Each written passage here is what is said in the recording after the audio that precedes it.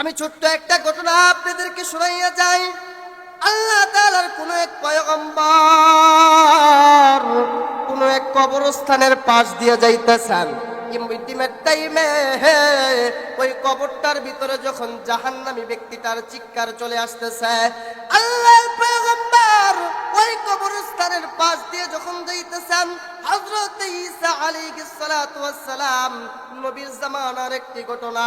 আল্লাহর পয়গম্বর হযরত ঈসা ওই কবরস্থানের পাশ দিয়ে যখন যাইতেছেন, ইন্ডিমেট টাইমে ওই কবর থেকে আওয়াজ আসতেছে জাহান্নামের বড় চিৎকার, কবরের ভিতরে জাহান্নামের বড় আওয়াজ, কবরের ভিতরে লোকটা জাহান্নামের ভিতরে পড়তেছে। ইন্ডিমেট টাইম আল্লাহর পয়গম্বর হযরত ঈসা আলাইহিস সালাতু ওয়াস সালাম নজর করে তাকায় দেখলেন কি ব্যাপার, কবরের ভিতরে কেন জাহান্নামের বড় চিৎকার। হযরত ঈসা আলাইহিস সালাতু ওয়াস সালাম নজর করে তাকায় দেখলেন কবরের ভিতরে জাহান্নামী ব্যক্তিটা কাঁদতেছে। আল্লাহর কাছে দোয়া কইরা হযরত ঈসা আলাইহিস সালাতু ওয়াস সালাম যখন তার গন্তব্যস্থলে পৌঁছে যায়, যখন তার বাড়ির ভিতরে পৌঁছে যায়, বাবাজি আমি এই ঘটনা দ্বারা এইটাই বোঝাইব, মাদ্রাসায় সন্তান পড়াইলে কি পরিমাণের লাভ, মাদ্রাসায় সন্তানটারে পড়াইলে কি পরিমাণের ফায়দা পাই গো। আজকে যারা মাদ্রাসায় ছেলেদেরকে দিছ, আজকে যারা মাদ্রাসার ভিতরে মেয়েদেরকে দিছ, ও ভাই ও আমার মা, তোমার কপালটা বড় ধন্য হয়ে গেছে। তোমার কপালের মতো কপাল তামাম পৃথিবীর জমিনের ভিতরে কেউ নাই বন্ধুরে। এবার হযরত ঈসা আলাইহিস সালাতু ওয়াস সালাম নজর করে তাকায় দেখলেন যে কবরের ভিতরে জাহান্নামী ব্যক্তিটা কান্না করতেছে, জাহান্নামের ভয়ের ভিতরে কাটাইতেছে, জাহান্নামের আগুন তাকে ধরে ফেলছে। ওরে বন্ধু, ইন্টিমেট টাইমে হযরত ঈসা এবার যখন আল্লাহর কাছে দোয়া করলেন, আল্লাহ তাআলার কাছে দোয়া করার পরে যখন জাহান্নামের আগুনটা নিভে না, বাবাজি দেখো না ছোট্ট একটা সন্তানের দোয়ার কারণে জাহান্নামের আযাব আল্লাহ কেমন করিয়া মাফ করিয়া দেয়। মাগো সন্তান পেটের ভিতরে আছে, আমি আজকে তোমাকে বলবো মাদ্রাসায় দিয়া দাও, এই সন্তানটা তোমাকে কোনোদিন কষ্ট দেবে না, এই সন্তানটা তোমাকে কোনোদিন আঘাত দেবে না, এই সন্তানটা তোমাকে কোনোদিন কটূক্তি করে কথা বলবে না। এই সন্তানটা তোমার জন্য 3 বেলা 5 বেলা তোমার জন্য সর্ব অবস্থায় দোয়া করবে।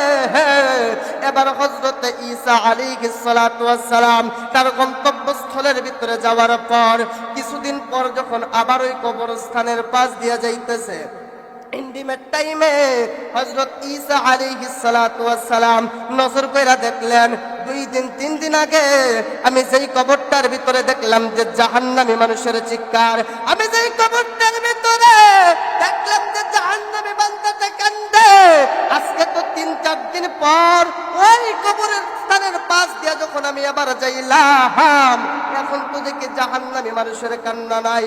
কি ব্যাপার? একটু আগে দেখলাম, 2 দিন আগে দেখলাম, 3 দিন আগে দেখলাম জাহান্নামী বান্দাটা কবরের ভিতরে জাহান্নামের জন্য কান্না করতেছে, কবরের ভিতরে সাপ চলে আসছে। আজকে দেখতেছি এই জাহান্নামের ভিতরে নাই, এই জাহান্নামীটা বরং জান্নাতে হয়ে গেছে। কোন নেক আমলের কারণে এই কবরওয়ালাটা জান্নাতে হয়ে গেল।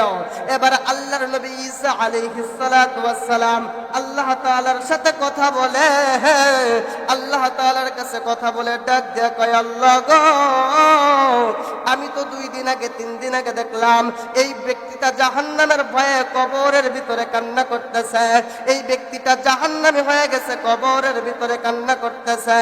আল্লাহ গো আজকে 3 দিন 4 দিন পরে আমি এই কবরস্থান দিয়ে যখন আবার যাইলাম, আজকে তো দেখি কবরের ভিতরে জাহান্নামের কোনো কান্না নাই। আল্লাহ গো এই ব্যক্তিটা কোন নেক আমল করার কারণে তুমি আল্লাহ জাহান্নামী ব্যক্তিটাকে তুমি জান্নাতি বানাইয়া দিলা। আল্লাহ পাক রব্বুল আলামিন হযরত ঈসা আলাইহিস সালাতু ওয়াস সালামকে বলে দিয়েছেন, ও বিশ্রামপুর আট্টাবাসী ভাইরা, ও রাঙ্গামাটিয়ার মুসলমানেরা, আল্লাহ পাক রব্বুল আলামিন হযরত ঈসা আলাইহিস সালাতু ওয়াস সালামকে ওহীর মাধ্যমে জানায় দিলেন, ওগো পয়গম্বর, আল্লাহ পাক রব্বুল আলামিন তার সন্তানের দোয়া কবুল করিয়া তাকে জান্নাতি বানাইয়া দিয়েছেন। এবার হযরত ঈসা আলাইহিস সালাতু ওয়াস সালাম বলতেছেন, আল্লাহ তার সন্তান কেমন দোয়া করছে আল্লাহ তাআলার কাছে, তোমার কাছে যেই দোয়াটা কবুল হয়ে গেছে।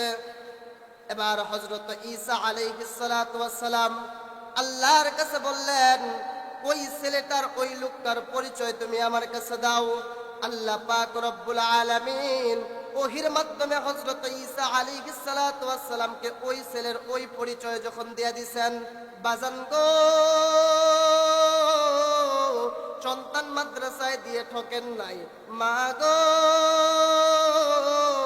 ছেলেটাকে মেয়েটাকে মাদ্রাসায় দিয়ে ঠকেন নাই, বরং আপনার মতো সৌভাগ্যবান তামাম পৃথিবীর জমিনের ভিতরে কেউ না।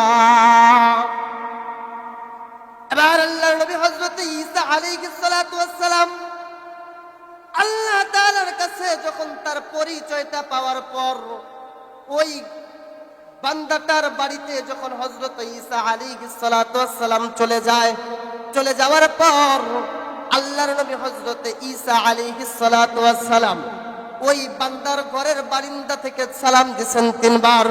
একে একে তিনবার সালাম দেওয়ার পর ঘর থেকে যখন কোনো আওয়াজ আসে না, ইন্টিমেট টাইমে ছোট্ট একটা 7 বছরের মতান্তরে 8 বছরের নাবালক একটা বালক আয়েশা বলতেছে, কে গো, আপনি বাড়িতে কেন ডাকতেছেন?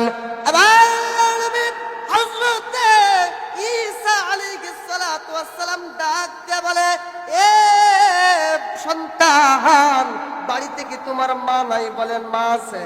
বাড়িতে কি তোমার বাবা নাই? বলে না, আমার বাবা নাই, আমার বাবা দুনিয়ার জমিন থেকে চলে গেছে। বলে তোমার বাবা তোমার দুনিয়ার জমিন থেকে চলে গেছে, তোমার মাকে একটু ডাক দাও। মাকে যখন ডাক দেওয়া হলো, পর্দার ওই পাশ থেকে ওই জাহান্নামী ব্যক্তিটার বউ বিবি বলতেছে, ওগো, এবার যখন বিবি বলতেছে, ওগো আল্লাহর নবী হযরত ঈসা, আপনি কেন, কি কারণে আমাদের বাড়িতে আসছেন? বলতেছেন, আমি 2-3 দিন আগে দেখলাম এই লোকটা, আপনার স্বামীটা কবরের ভিতরে জাহান্নামের ভিতরে পড়তেছে, জাহান্নামের আগুন আপনার স্বামীকে ধরে ফেলছে। আজকে তাকাইয়া দেখি আপনার স্বামীটা জান্নাতে হয়ে গেছে। কি ব্যাপার, কিসের আমলের কারণে জান্নাতে হয়ে গেল? আল্লাহ পাক রব্বুল আলামিন ওহীর মাধ্যমে জানায় দিলেন, ওগো আমার পয়গম্বর, এই সন্তানটা জান্নাতি হওয়ার 1 নাম্বার কারণ হইল, এই লোকটা যখন দুনিয়ার জমিনের ভিতরে জীবিত ছিল, ইন্টিমেট টাইমে তার গর্ভের ভিতরে, তার বিবির গর্ভের ভিতরে ছোট্ট একটা বাচ্চা ছিল। মৃত্যুবরণ করার আগে যখন ছেলে হইছে, ইন্টিমেট টাইমে এই গুনাহগার বান্দাটা, নাফরমান বেঈমান বান্দাটা তার বিবিকে ওসিয়ত করে আসছিল, বিবিকে বলে আসছিল, বিবি রে, তোমার ঘরের ভিতরে যেই সন্তানটা, এই সন্তানটা বড় হইলে তুমি মাদ্রাসায় দিও, এই সন্তানটা বড় হইলে তুমি মাদ্রাসায় পড়াইও। ওগো আমার পয়গম্বর, এই সন্তানটা যখন মাদ্রাসায় পড়ার কথা বলেছে, ইন্টিমেট টাইমে এই সন্তানটা আজকে বাবার কথা অনুযায়ী মাকে ভালোবাসা মাদ্রাসার ভিতরে যখন গেছে, মাদ্রাসার উস্তাদ যখন তার হাতের ভিতরে একটা কায়দা দিয়া বলেছে, বাবা রে, তুমি বাবা পড়ো, পরম করুণাময় অসীম দয়ালু আল্লাহর নামে শুরু করতেছে। এই সন্তানটার ছোট্ট জবান দ্বারা যখন বাড়ি হইছে, বিসমিল্লাহির রহমানির রহিম, এই সন্তানটার জবান দ্বারা যখন এই আল্লাহ তাআলার পবিত্র কুরআনের এই কথা যখন বের হইছে, ও আল্লাহর নবী ঈসা, এই সন্তানটা যখন তার ছোট্ট কোমল মাখা জবান দিয়া যখন বলছে, আমি আল্লাহ নাকি অসীম দয়ালু, মেহেরবান, দয়ালু, দাতা, তখন আমি আল্লাহ পাক রব্বুল আলামিন তার বাবার কবরের দিকে নজর করে তাকায়া দেখলাম, আমি আল্লাহ তাআলা যদি এত পরিমাণের মেহেরবান দয়ালু দাতা হয়ে থাকি, তাহলে কেমন করিয়া তার বাবার কবরের ভিতরে জাহান্নামের ফেরেশতা পাঠায় দিছে। আমি জিবরাইলকে বললাম, এ জিবরাইল যাও যাও যাও যাও যাও, অমুক সন্তানের অমুক বাবার কবরের আযাবটা মাফ কইরা তাকে তুমি জান্নাতের ভিতরে পাঠাইয়া দাও। ও আমার একটা বাসি মা, গর্ব করি না, গর্ব করি না।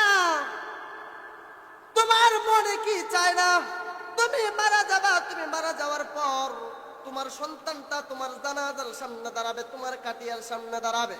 তাই গো মা, পায়ে হাত রেখে বলবো, আপনার একটা সন্তানকে আজকের এই দারুল আবরার ইন্টারন্যাশনাল মাদ্রাসায় ভর্তি করা দেবেন।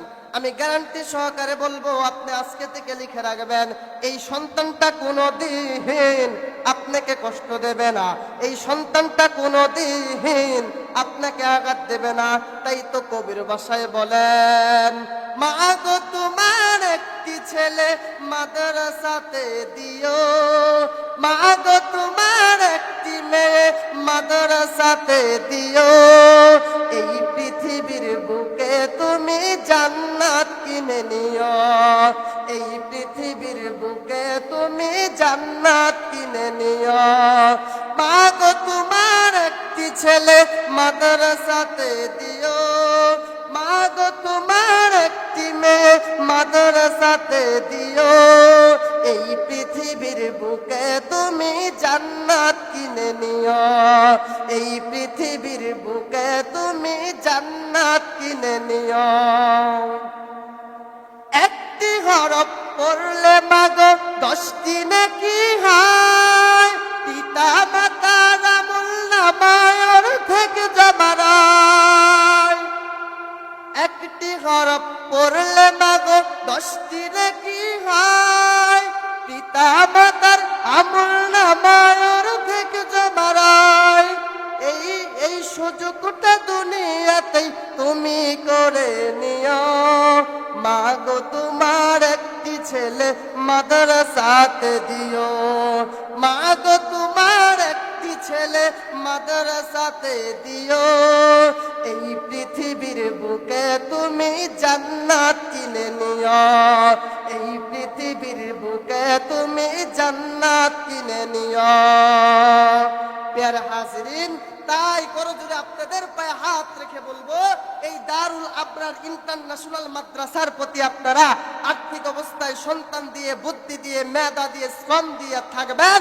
আমি বলবো, তামাম পৃথিবীর জমিনের ভিতরে আলেম গড়ার, মানুষ গড়ার কারিগরি হচ্ছে মাদ্রাসা।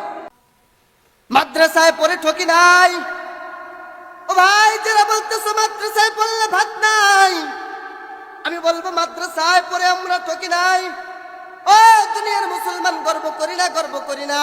যেই পরিমাণের সম্মানে থাকি, তামাম পৃথিবীর জমিনের ভিতরে একটা এমপি মন্ত্রী ওই পরিমাণের সম্মানে থাকে না। সুতরাং আমি বলবো, মাদ্রাসায় যারা ছাত্রদেরকে দিবেন, মাদ্রাসায় যারা ছাত্রদেরকে দিবেন, আমি বলবো ঠকবেন না রে বাবা, বরং আপনার জীবন আরো ধন্য হয়ে যাবে। এই জিন্দেগির মতো সুন্দর জিন্দেগি তামাম পৃথিবীর জমিনের ভিতরে কেউ নাই।